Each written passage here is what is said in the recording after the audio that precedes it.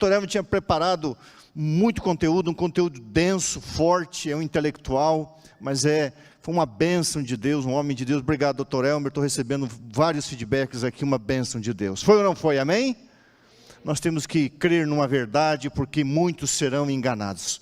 Agora que você levantou, pode sentar um pouquinho, continue em casa aí firme, daqui a pouco vem o Prisma Brasil. Obrigado, Novo Tom. Novo Tom volta no final da nossa maratona, vamos ter um encerramento. Aguarde. Eu quero chamar aqui o Dr. Isaac Malheiros e a sua esposa, a doutora Vanessa, né?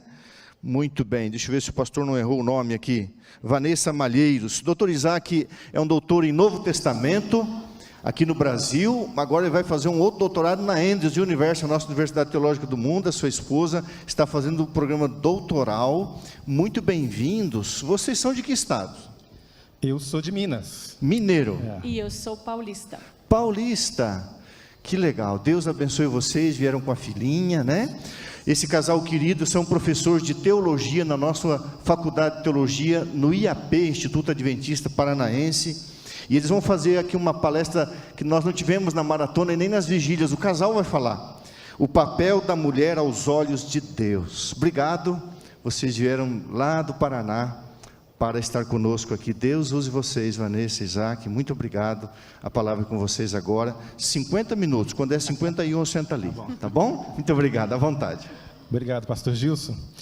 Nós trazemos também o abraço da nossa comunidade, do IAP. O IAP é um dos colégios mais bonitos do Brasil. Para mim, ele é o mais bonito do Brasil, mas há controvérsias a respeito disso. E você está convidado a verificar em loco se isso é de fato verdade, tá bom? A Vanessa e eu, nós somos professores ali no curso, eu dou aula no curso de teologia e todos os outros. Eu dou aula no curso de pedagogia. Hoje nós vamos falar sobre o papel da mulher aos olhos de Deus.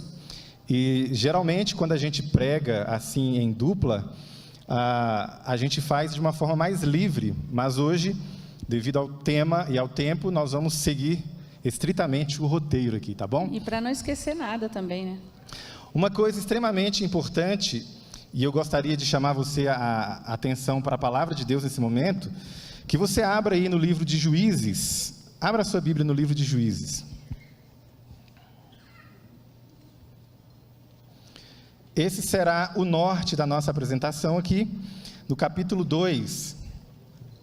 Depois que Josué faleceu, no versículo 10, olha o que houve, Juízes 2:10. Foi também congregada toda aquela congregação a seus pais, e outra geração, após essa geração que morreu, outra geração se levantou, característica, uma geração que não conhecia o Senhor, e nem conhecia a obra que o Senhor fizera a Israel. Uma geração que não tinha conhecimento de Deus e nem tinha conhecimento da história de Deus. Então, antes de responder qual é o papel da mulher, qual é o meu papel, né, como mulher cristã, a gente precisa saber papel em que história. Qual é o roteiro? Um papel sem uma história, sem um roteiro, sem uma moldura, sem uma narrativa, né, que a narrativa é muito importante, e não tem sentido. Então, é aí que eu acredito que está um pouquinho da confusão. Todas as narrativas a respeito da identidade feminina que nos oferecem, né, por aí, precisam ser julgadas à luz da Bíblia. As histórias, essas narrativas, elas têm um papel muito importante nessa construção de identidade feminina. Alasdair MacIntyre, ela diz o seguinte: não conseguimos saber o que fazer antes de saber em qual história estamos inseridos. A narrativa que você está inserida é muito importante. Você precisa conhecer a sua história. Nós temos uma narrativa, uma história completa, com plot twist e final feliz. Então, assim, a gente precisa trabalhar esse enredo, falar sobre ele, e você precisa se identificar dentro deste enredo, dentro desta história. É mais ou menos assim, para ilustrar. Você consegue imaginar um personagem como o Batman? Numa história como, quem sabe, os Smurfs? Não faz sentido, né? Ele pode desempenhar bem o papel dele de Batman, mas ele está na história errada. Ele vai ficar confuso. O roteiro não vai fazer o menor sentido.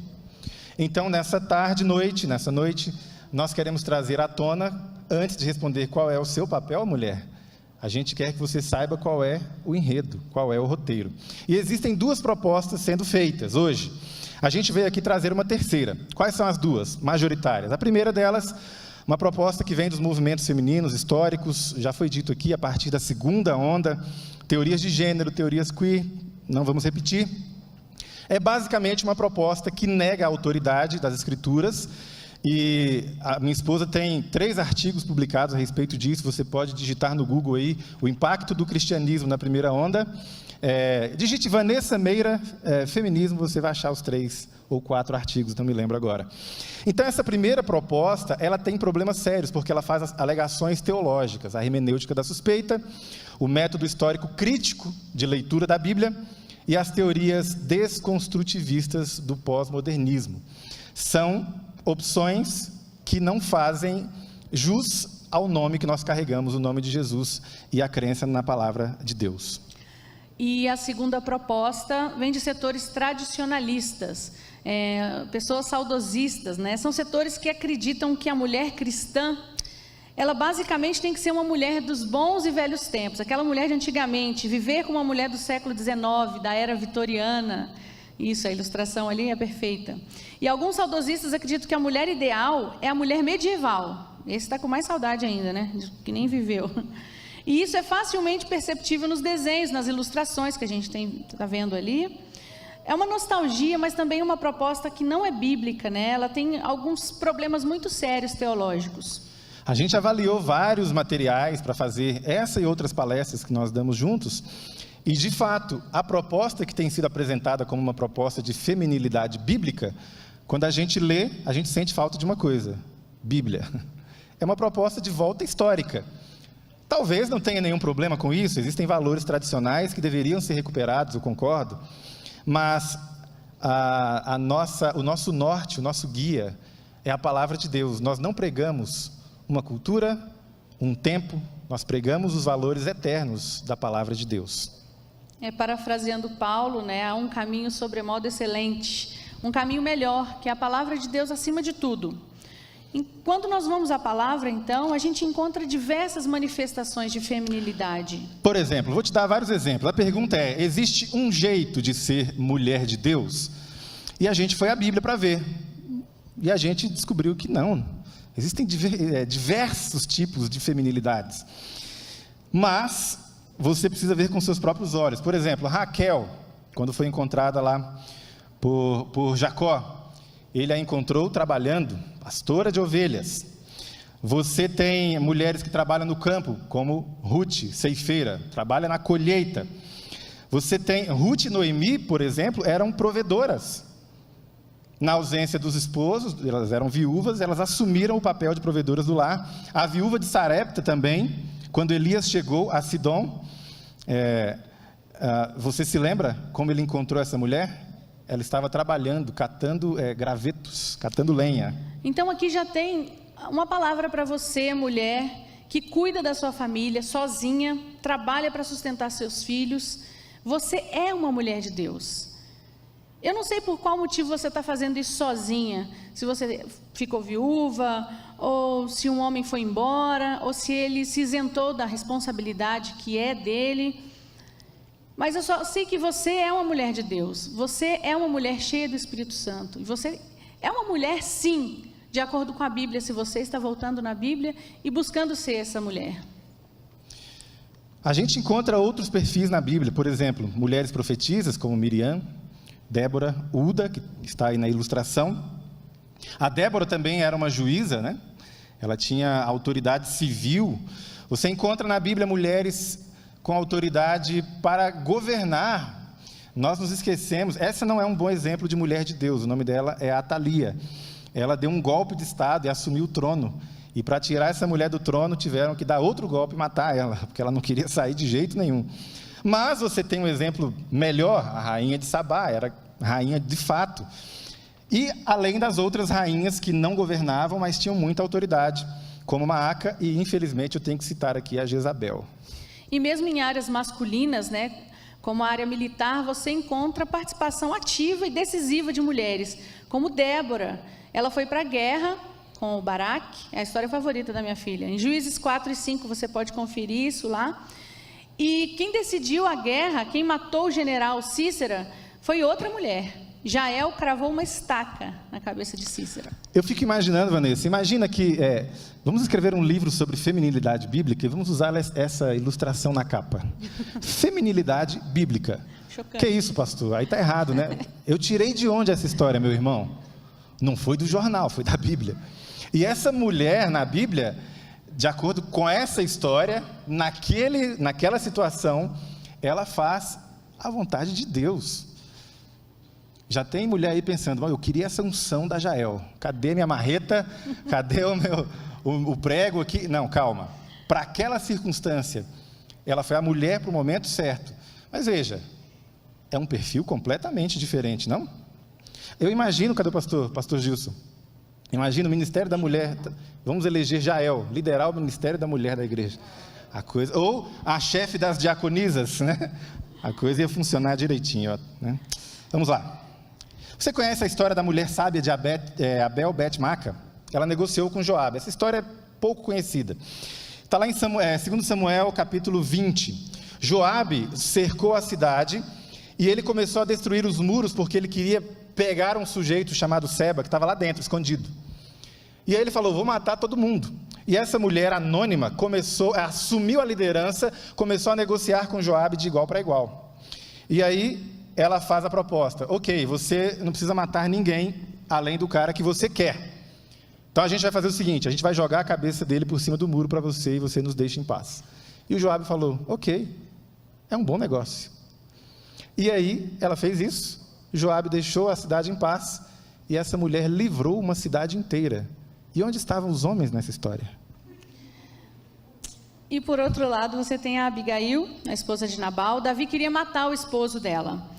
Davi ia cometer um assassinato. Então Abigail assumiu o controle da situação toda, foi negociar com Davi, deu ordem para os servos, para as servas e convenceu Davi a não cometer esse crime. Ela foi muito cautelosa, muito discreta. É outro perfil. Veja, esse é um perfil de feminilidade? Sim. E é só assim que a gente é feminina? Não. Depende da situação, depende da sua personalidade. Veja a mulher da cidade de Sunem, ela é descrita como uma mulher grande, uma mulher importante, a palavra hebraica é Gadol, Isha Gadol. Essa mulher também assume a liderança da situação, ela é casada, mas o marido nem aparece na história. Naquela circunstância, ela conversa com o profeta, ela decide construir um quartinho para o profeta, ela é a dona da situação, ela domina as ações, ela é quem comanda, é um outro perfil também.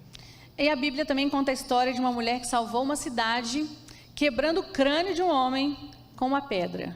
Mulherada meio... Essa parte as crianças não vão gostar muito. Não escuta não, Nina. Minha filha está ali. Um dia Abimeleque cercou a cidade dessa mulher e queria matar todo mundo lá dentro. Ele cercou a cidade e ia atear fogo na cidade. Todo mundo ia morrer ali dentro. Então, quando ele chegou perto do muro, essa mulher jogou uma pedra de moinho que rolou e caiu em cima desse homem e rachou o crânio dele. E quando ele viu que ele ia morrer, ele falou o seguinte, ele chamou um soldado e falou assim, olha, me atravessa com a sua espada, porque eu não quero ser conhecido como um homem que morreu pelas mãos de uma mulher. Mas não adiantou nada, porque a história está aí, né? Registrada para a gente. É um outro perfil de feminilidade, né? Ela agiu de uma forma um pouco agressiva. Você vê que o ministério da mulher no Antigo Testamento era um negócio meio era complicado. Meio pesado. Eu não sei se eu ia dar conta, não. Melhorou bastante. Muito. Então, a feminilidade bíblica, ela é diversa. Agir de forma feminina é sempre assim? Você, né, agir com esse ímpeto, jogar uma pedra e tal? Nem sempre, né? Precisou algumas vezes. A situação exigiu nesse momento. Eu pergunto, qual é o perfil certo? Qual delas é mais mulher de Deus? Olha o que Ellen White fala sobre isso, está ali na tela. Cada indivíduo tem uma vida diversa da de todos os outros e uma experiência que difere muito dos outros. Deus deseja que o nosso louvor ascenda, suba a Ele, levando a marca da nossa própria personalidade. Você não precisa ser cópia de ninguém, minha irmã. Você precisa ser você, cheia do Espírito Santo nas mãos de Deus. Deus não espera que o isope, que é uma planta baixinha, atinja a proporção do cedro, que é uma árvore alta, ou que a oliveira atinja a altura da majestosa palmeira. Mas cada qual deve ter o objetivo de atingir tão alto quanto a união do poder humano com o divino lhe torne possível. Cada pessoa a quem o Senhor confiou uma mensagem tem uma obra específica. Veja na tela. Cada um tem a sua própria individualidade. Conselho para mulheres e homens agora. A sua própria individualidade não deve ser diluída na individualidade de ninguém. Quando eu me converti na igreja adventista, eu não cresci num lar cristão e nem sabia que existia igreja adventista. E quando eu me converti, comecei a frequentar a igreja, eu observei que existia um padrão, né? Existia uma linguagem, existia uma postura totalmente avesso do que... A pena inspirada? A pena inspirada para mim era uma pena flutuante, voando, uma pena... Eu não entendia os termos usados. Tinha outras palavras que eu não entendia, eu ficava muito confusa. Eu ficava fingindo costume, mas eu não estava à vontade. Então, eu comecei a observar, assim, se você olhar no geral, a gente tem um padrão. Mas Deus me permitiu observar, assim, cada pessoa, cada mulher que eu fui conhecendo ao longo da minha conversão, eu fui vendo as diferenças. As mulheres que viviam sozinhas, aquelas mulheres provedoras de famílias grandes, sozinha, ou aqueles casais incríveis que a gente se inspira. E eu fui entendendo a diversidade que compõe a nossa igreja. E eu entendi que existia lugar para mim aqui, apesar de não ser tão ortodoxa assim, eu me sentia meio peixe fora d'água, mas Deus me permitiu ver que tinha um espaço para mim aqui.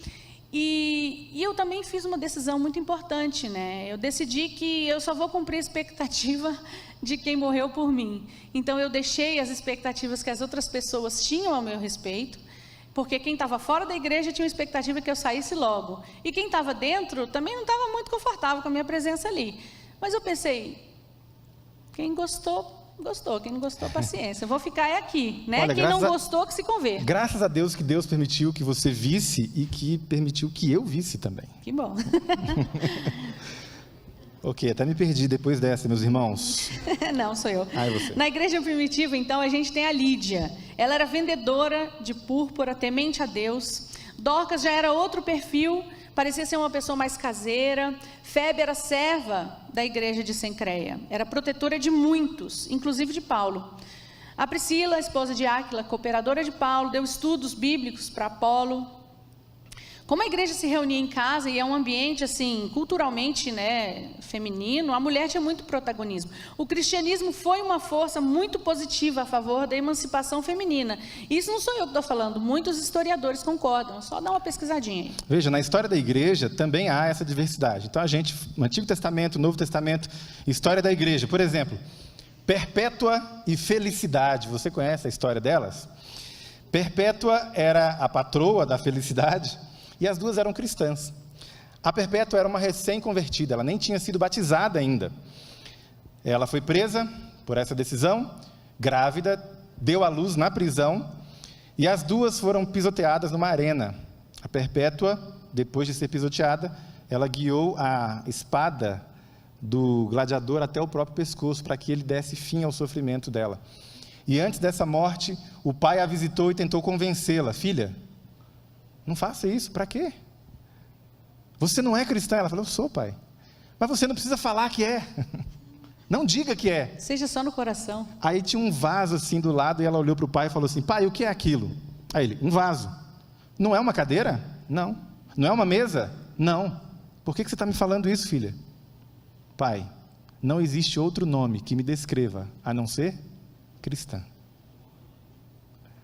E por muito menos, meus irmãos e irmãs, tem gente negando a identidade. Por muito menos. Não tem touro na história. Não tem arena. Não tem gladiador. É um semestre de antropologia, já é suficiente. É um semestre de, quem sabe, epistemologia, filosofia. Nós precisamos de mais perpétuas e mais felicidades.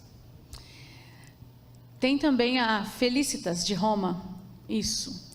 Ela assistiu seus 7 filhos serem martirizados. Os 7 filhos dela, um por um foram martirizados e mortos. E não se retrataram, não negaram a fé.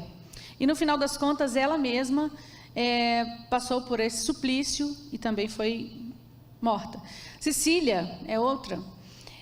Antes de ser decapitada por um carrasco romano, ela levou 400 pessoas aos pés de Jesus. Amém. Jerônimo, um dos grandes teólogos da história do cristianismo, nós temos 2 Jerônimos, o Jerônimo de Praga é aquele que foi martirizado, esse é o anterior. Ele foi um dos grandes teólogos, ele tinha discípulas, a mais famosa era a Marcela, que está aí. Marcela era uma erudita, ela estudou teologia por conta própria, ela falava latim e grego e lia em hebraico, e além da Marcela tinha Eustóquia, outra discípula de Jerônimo. Os comentários de Jerônimo são usados até hoje nos seminários de teologia. E a contribuição desconhecida dessas mulheres precisa sair debaixo do tapete. Nós devemos muita coisa da teologia a essas mulheres eruditas. Na Idade Média, Marguerite Porete, essa daí, ela escreveu um livro chamado O Espelho das Almas Simples e Aniquiladas. E por isso ela foi muito perseguida, duramente criticada, ameaçada. E como ela se recusou a se retratar, ela foi condenada à fogueira. A sua história como mulher de Deus passa pela história da Reforma Protestante. Você conhece os anabatistas? A Reforma Protestante, olha aqui para mim, tem 2 vertentes principais. Nós temos a vertente mais conhecida, a vertente magisterial da Reforma. Os reformadores magisteriais, Lutero, Calvino, Zwinglio, John Knox. Eles são chamados de reformadores magisteriais porque eles se apoiaram nos príncipes, naquelas pessoas nobres que tinham alguma influência, algum poder. Mas tem uma vertente que está no nosso DNA adventista que é menos conhecida. É a reforma radical. São os anabatistas. Eles acreditavam apenas no batismo do crente, não da criança. Então, eles praticavam o que a gente chama de rebatismo. Os anabatistas, eles defendiam um conceito de sola escritura muito mais radical do que Lutero, Calvino e Zwinglio. E nós, adventistas, temos muito da herança desse movimento. Essa imagem que vocês estão vendo é a execução da Maiken Vince. Ela foi condenada à fogueira, foi presa com outras mulheres, escreveu uma carta para o seu filho Adrien. E ela escreveu o seguinte, o filho dela tinha só 15 anos. Meu caro filho, não tenha medo deste sofrimento, o Senhor afastará todo medo. Eu não sei porquê, mas senti muita alegria quando fui sentenciada. Portanto, meu filho, não deixe de temer a Deus por causa dessa morte temporal. Não tenho como agradecer totalmente ao meu Deus pela grande graça que Ele tem revelado a mim. O Adrien foi assistir a sua mãe ser executada. E como os anabatistas transformavam aquele momento de execução em pregação, eles parafusaram a língua da Maiken Vince no céu da boca, para que ela não pregasse no momento da execução. E quando começou a execução, o filho não suportou aquilo, viu a mãe, né, naquela situação, e ele desmaiou. Quando ele conseguiu se recuperar, a execução já tinha acontecido, uma fogueira, né, então já tinha queimado tudo bastante, e ele prometeu ali mesmo que ele jamais seria impedido de pregar. E o que aconteceu? Ele começou a procurar os restos da sua mãe ali, naquela fogueira, e ele encontrou o prego que segurou a língua da sua mãe. E foi ali esse prego. Não esse, né, gente? Parafuso. É parafuso. Gente, parafuso e prego para mim é a mesma coisa. Ele pegou esse parafuso e guardou esse parafuso. Ele levava para onde ele ia. E toda vez que ele se sentia assim acuado, não vou pregar, não vou falar de Jesus, eu corro o risco de morrer aqui. Ele pegava esse parafuso e falava, não, eu vou falar no lugar da minha mãe. Só um parêntese, Vanessinha. Eu vejo alguns adolescentes e jovens, especialmente as meninas, compartilhando um meme muito famoso. É assim, nós somos as netas das bruxas que vocês queimaram, ou não conseguiram queimar. Sim. Eu vou olhar para uma câmera, para aquela ali. Você, querida jovem adventista, você não é neta de bruxa nenhuma. Eu aposto que a sua avó é adventista. Sua avó é diaconisa da igreja, menina. Ou, no máximo, a sua avó é católica. E, historicamente falando, você tem uma multidão que foi queimada, literalmente, que faz parte da sua família de fé. Elas não eram bruxas. Você não precisa ficar prestando homenagens às bruxas que foram queimadas historicamente. Você tem gente com mais dignidade, que morreu pelo motivo melhor. Preste homenagem a elas.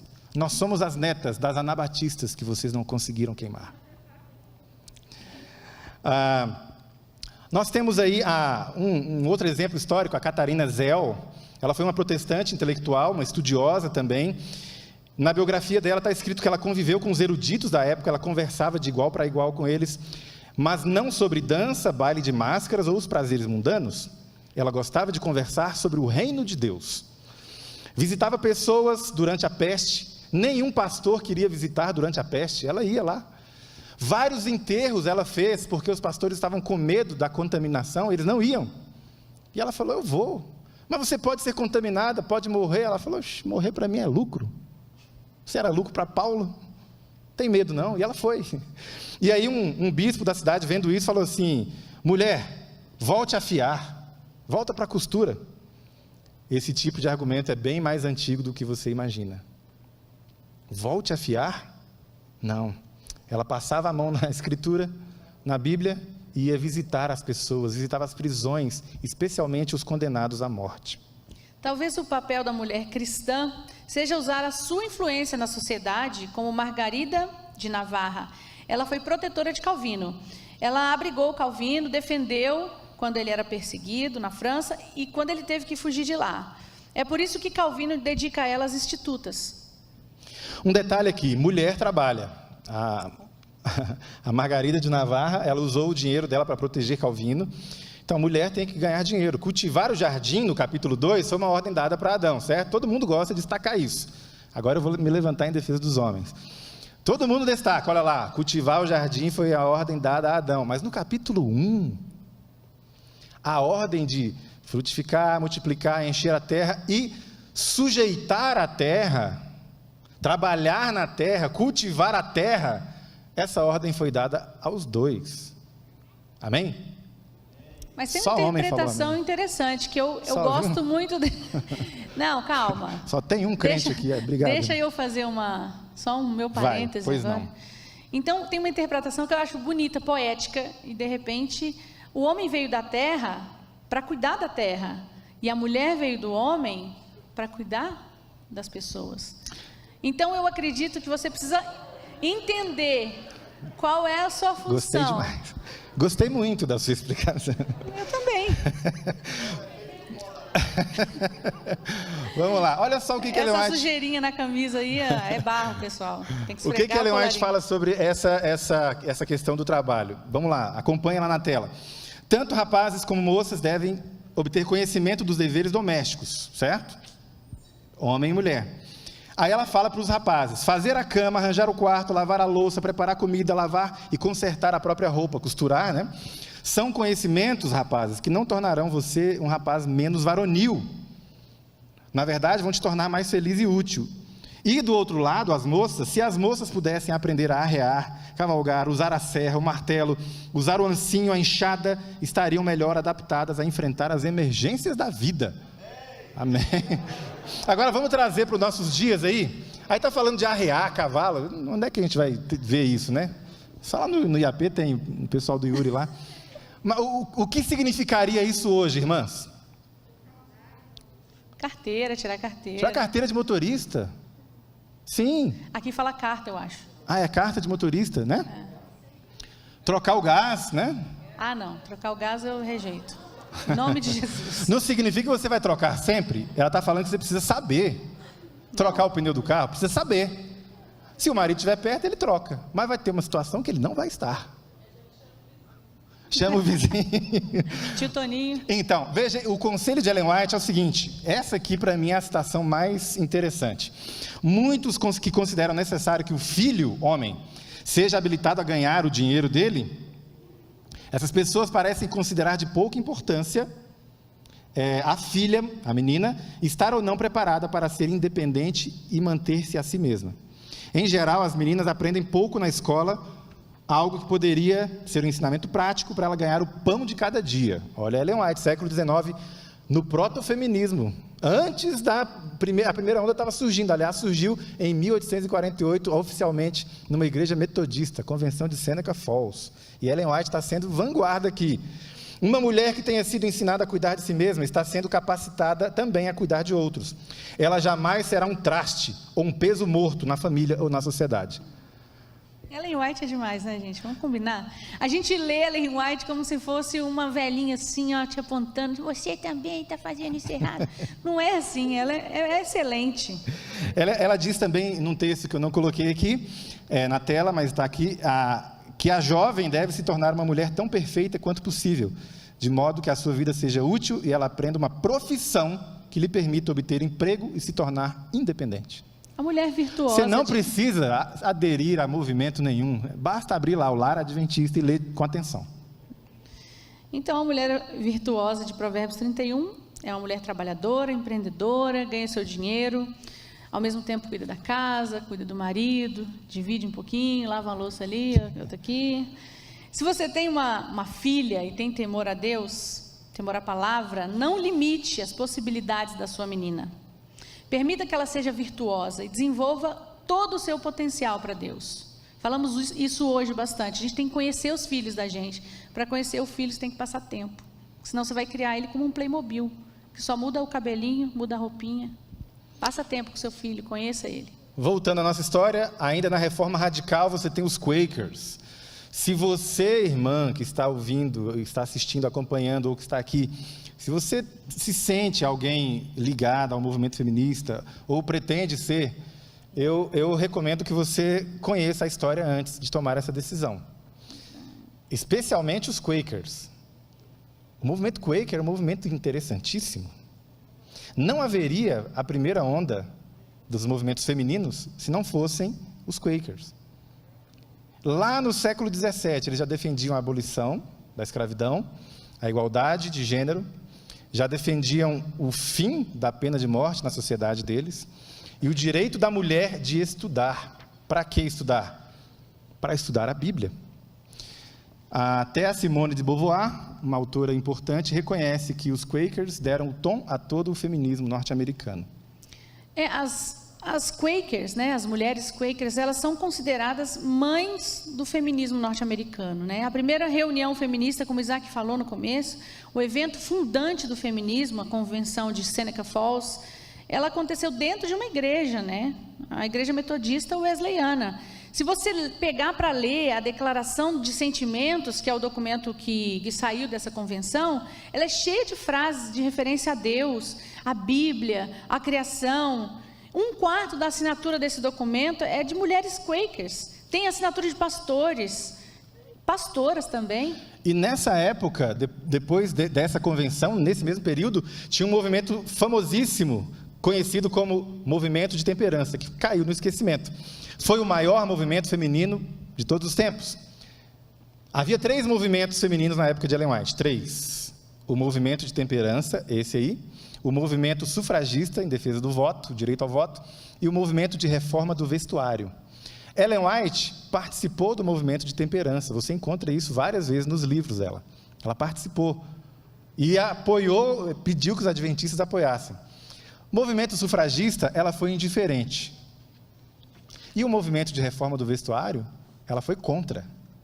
Ou seja, Ellen White é um exemplo de mulher com pensamento independente, eu não vou comprar um pacote completo.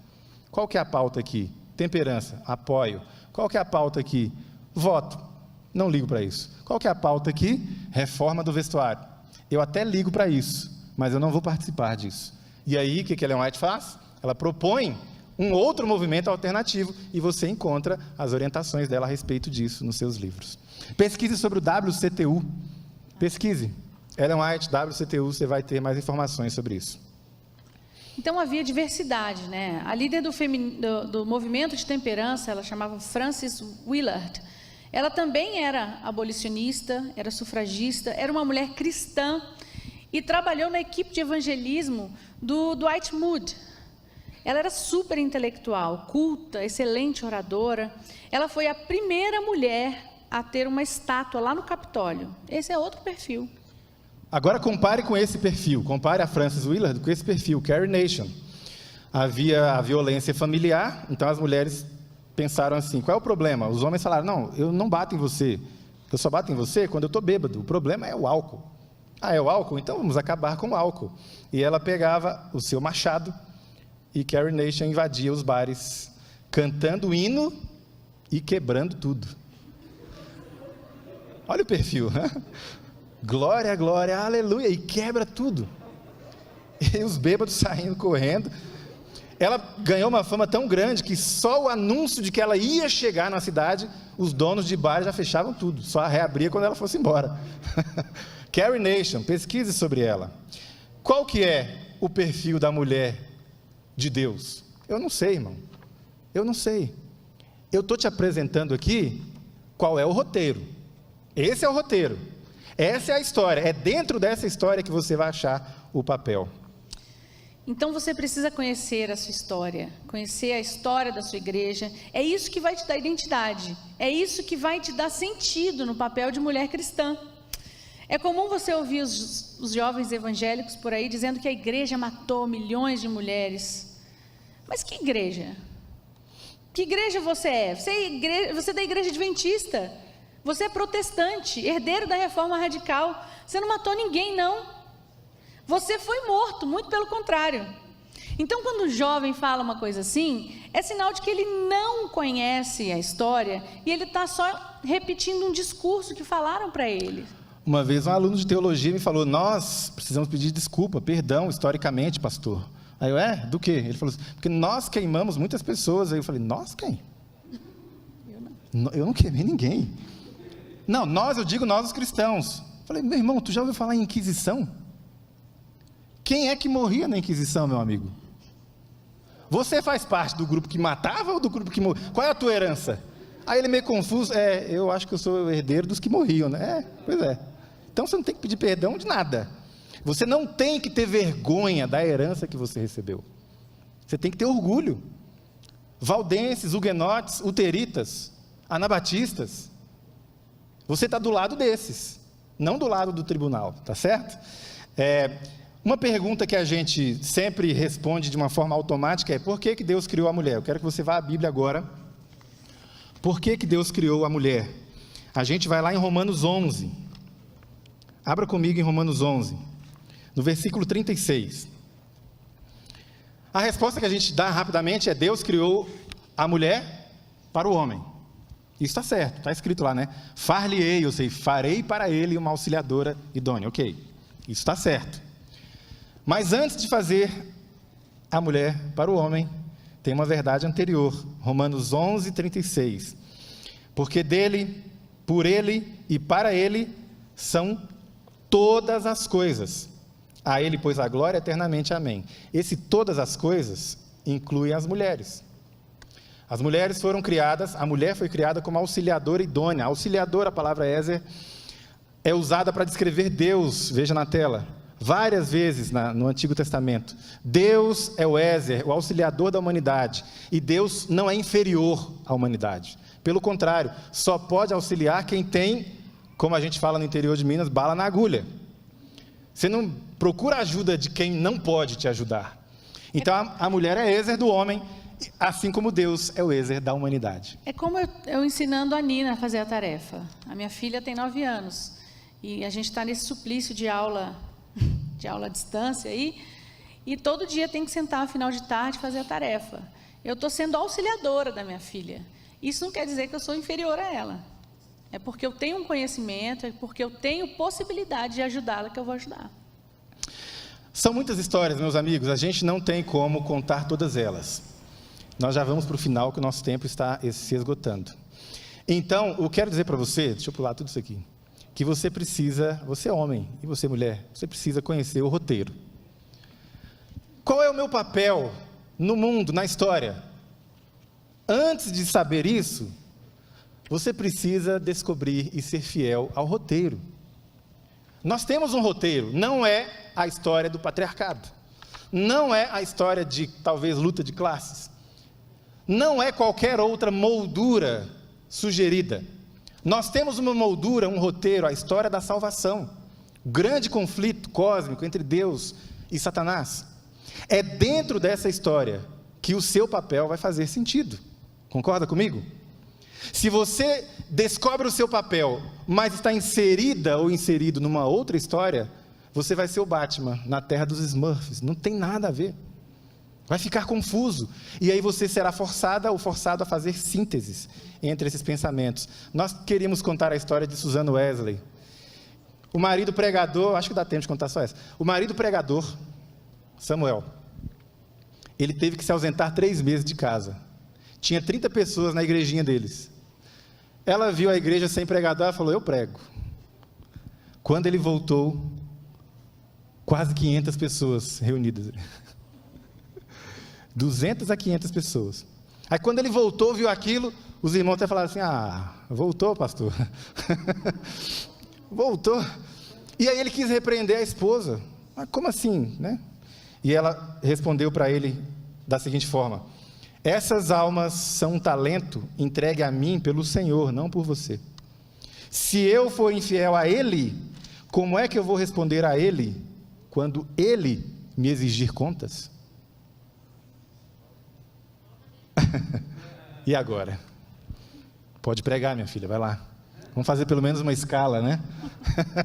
Vamos fazer pelo menos uma escala. Nós temos várias aqui, a gente gostaria de contar sobre o movimento Holiness. A teologia é meio estranha, mas a gente tem herança também desse movimento. Você sabia que a primeira mulher negra a receber um doutorado, a conquistar um doutorado, foi uma adventista, Eva Dykes? Sojourner Truth, uma grande ativista abolicionista, ela foi millerita, era amiga dos adventistas, essa é uma mulher histórica. Ela morreu, foi velada no nosso tabernáculo em Battle Creek, foi enterrada no mesmo cemitério de Ellen White. Kate Lindsay, uma adventista, queria fazer medicina na universidade que, reconhecidamente, no Michigan, não gostavam de receber mulheres. E ela falou, vou fazer a prova. E aí o professor falou, ok, além das provas, você vai ter que fazer uma prova de grego. O que tem a ver grego com medicina, homem? Não, para você vai ter grego. E ela estudou 1 ano grego e passou na prova. E por causa dela, ela obteve uma nota tão boa, a Universidade do Michigan alterou o processo seletivo para admitir mais mulheres. Tá certo? Indo para o final, a filha do John Andrews, essa menininha, com 12 anos, sem mãe, ela foi com o pai pregar na Suíça. Ela tinha o dom de línguas, ela aprendeu francês, alemão, ajudava o pai nas traduções. Com 17 anos, ela teve tuberculose e morreu. A história não reconhece muito, mas ela foi a primeira mulher adventista missionária a morrer no campo missionário. Uma adolescente. Encerrando, qual é o roteiro? Eu queria chamar minha filha aqui para encerrar agora. Vem cá, filha. A minha filha tem 9 anos, o nome dela é Nina. Vamos dar fazer uma ilustração prática agora. Filha, a gente faz o culto toda noite. Pode tirar a máscara. Qual que é o livro que você está lendo nos cultos toda noite?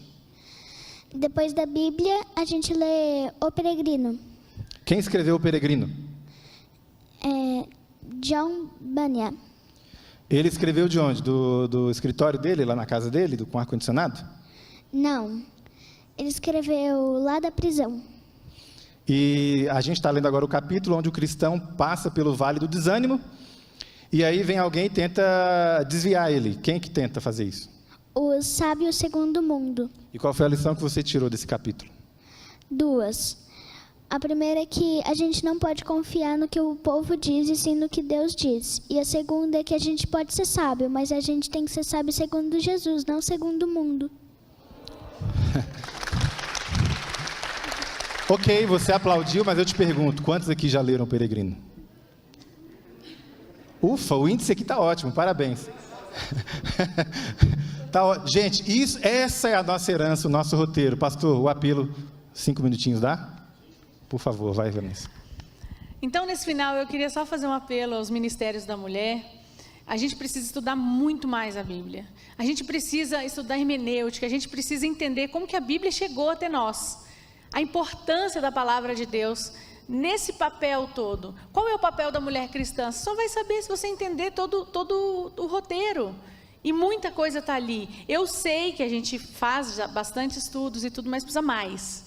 Não quer dizer que a gente não precise de cursos de como, sei lá, eu não me lembro nem, mas fazer um pão integral, inclusive se tiver, é ótimo, eu não sei fazer ainda, eu poderia aprender. Mas, a gente precisa muito voltar para as raízes, voltar para a Bíblia, né? A Árgula von Grumbar, cadê ela? Pronto. Ela foi protestante, defensora de Lutero, e ela escreveu o seguinte: homens e mulheres são chamados a confessar a Cristo. Eu não aceito que minhas opiniões e interesses sejam apenas por assunto de mulheres. Eu escrevi o que chamariam de assunto de mulheres? Não.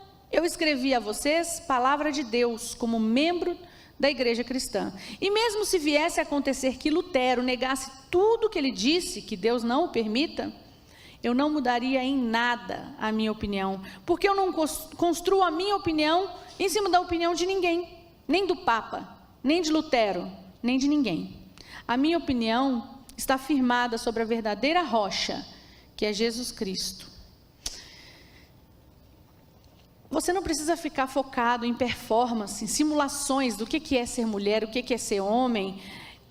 Na dúvida, eu tenho uma sugestão segura para você.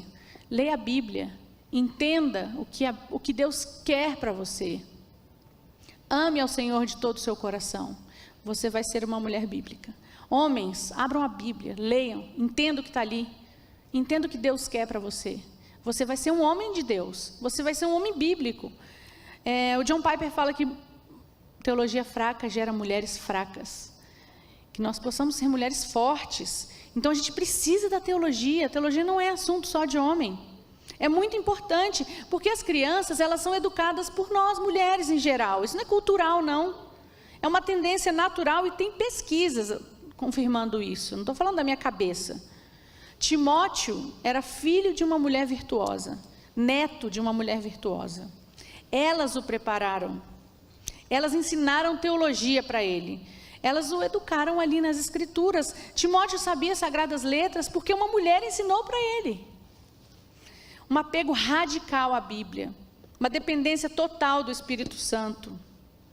Isso é a base do seu papel como mulher cristã. Elizabeth Elliot, essa é outra citação que eu vou trazer para vocês. O fato de eu ser mulher não me faz um tipo diferente de cristã, mas o fato de ser cristã faz de mim um tipo diferente de mulher. Vanessa, abracei o conceito de Deus a meu respeito. É as expectativas dele que eu estou tentando cumprir. Dentro dessa história, eu vou ser tudo que ele quiser que eu seja.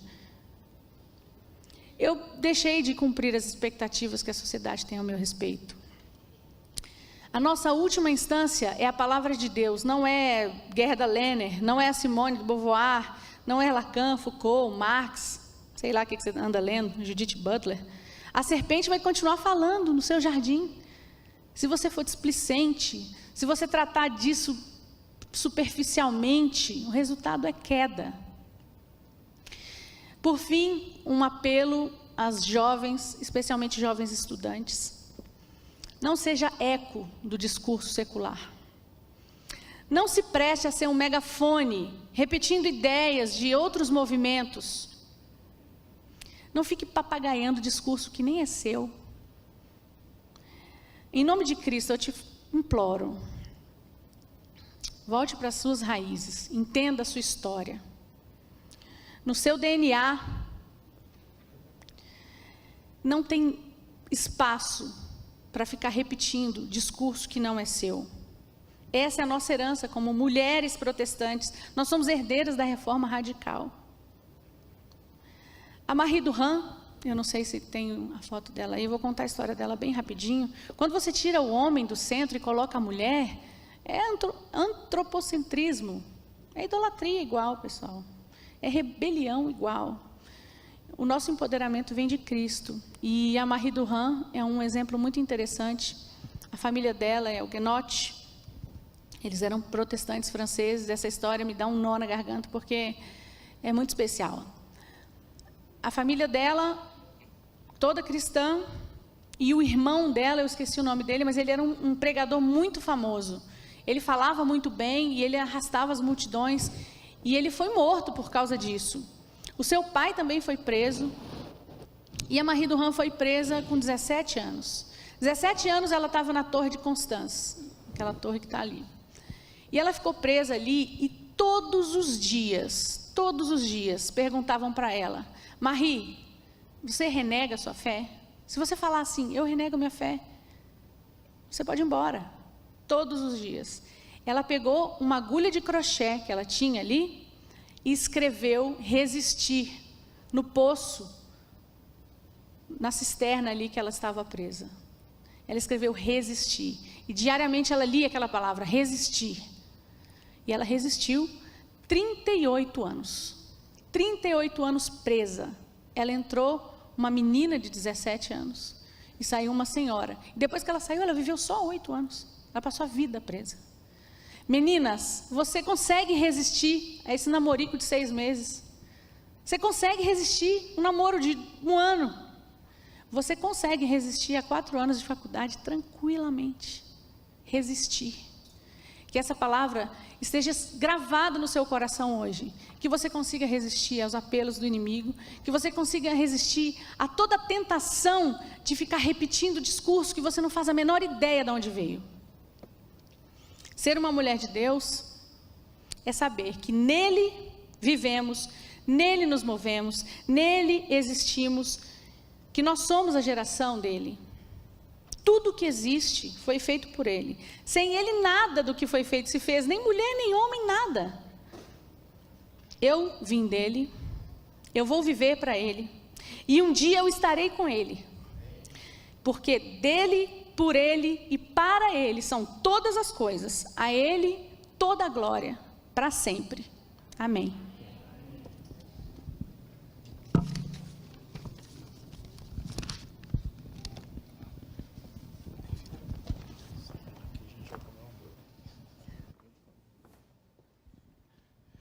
Um culto de adoração verdadeiro tem alguns movimentos. Um deles é a gente falar de Deus, as nossas impressões sobre Deus. E aqui o fazemos de muitas formas, a mais emblemática delas é cantando. A gente ouve a Deus, quando a palavra é aberta e Deus fala e a gente se cala. Mas o movimento determinante, nesse momento de adoração, é quando a gente fala com Deus. Eu convido você, neste momento, a se colocar ajoelhado, e a gente vai buscar a Deus em oração, colocando diante dele as inquietações que ele provoca também. Você que está em casa, onde você estiver, convido você a se conectar conosco através do Espírito Santo em oração. Pai querido, santo, nosso Deus, nosso coração se volta a Ti, Senhor, porque reconhecemos em Ti o nosso único caminho, a única solução. E o poder e a força da Tua palavra como o único alimento e regra de fé, de prática, de condução para a vida e vida eterna. Pedimos-te, Senhor, portanto, aqui, que fomos fortemente provocados diante dos desafios que temos nesse mundo, e não somente aqueles que o mundo nos propõe, mas os desafios que temos, ou do grande desafio que é levar o Evangelho do avanço do reino. E reconhecemos assim, Senhor, que somos frágeis, somos pequenos, somos incapazes diante de todas essas coisas. Concede-nos, Senhor, poder, portanto. Enche-nos de Ti, Senhor. Faz-nos sábios e humildes, e dá-nos ouvidos abertos à Tua voz, sempre, e uma consciência de que sem Ti não vai acontecer nada de bom. Mas em Ti somos mais do que vencedores, conforme a Tua promessa. Aproveitamos este momento, Senhor, também que nos ouve, para colocar nas Tuas mãos as nossas inquietações, as nossas fragilidades, colocamos nas Tuas mãos os nossos pecados. Colocamos a vida da nossa família nas tuas mãos, a igreja nas tuas mãos. Pedimos pelos enfermos, em especial, Senhor, eu cito e peço, Senhor, uma intervenção da tua mão na vida da Camilinha, que se encontra gravemente enferma, mas a sua doença não é maior que o teu poder. E o teu poder de nos dar paz, enquanto esperamos a tua forma de agir, também que esteja sobre nós. E pedimos-te, assim, paz e cura. Continua conosco, Senhor. Te pedimos em nome de Jesus. Amém.